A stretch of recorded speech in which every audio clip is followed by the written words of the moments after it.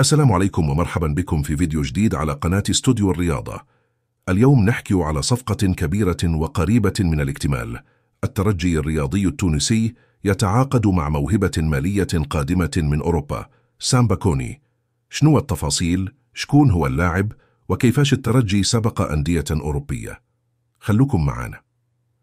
1. من هو سامبا كوني؟ لاعب مالي من مواليد 22 مارس 2002 في باماكو. الطول 1.90 متر، قوي بدنيا وممتاز في الكرات العالية. المركز وسط ميدان هجومي أو صانع ألعاب.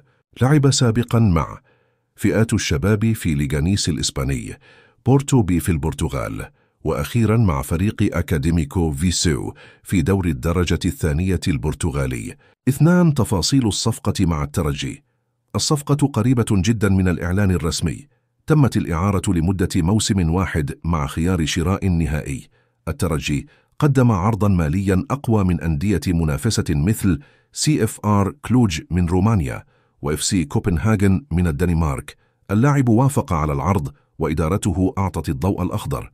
لماذا هذا اللاعب مهم للترجي؟ يتميز به رؤية ممتازة للملعب، قدرة على قيادة الهجمات وصناعة اللعب، قوة بدنية وسرعة في التمرير والتقدم بالكرة. سيكون خيار مهم لتعويض الفراغ في وسط الميدان بعد رحيل بعض اللاعبين. 4. متى يتم الإعلان الرسمي؟ كل التفاصيل حسمت. الإعلان الرسمي منتظر في الساعات القادمة أو غدا كأقصى تقدير. مصادر مقربة من الترجي تؤكد أنه سيلتحق مباشرة بالمعسكر التحضيري. كانت هذه كل التفاصيل الحصرية حول انتقال سامبا كوني إلى الترجي. شنو رأيكم في الصفقة؟ تنجم تنجح؟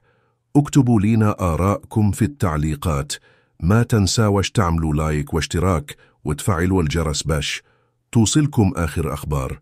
أول بأول كان معاكم محمد عبد الرحمن من قناة استوديو الرياضة. نلتقي في فيديو جديد إن شاء الله، والسلام عليكم ورحمة الله وبركاته.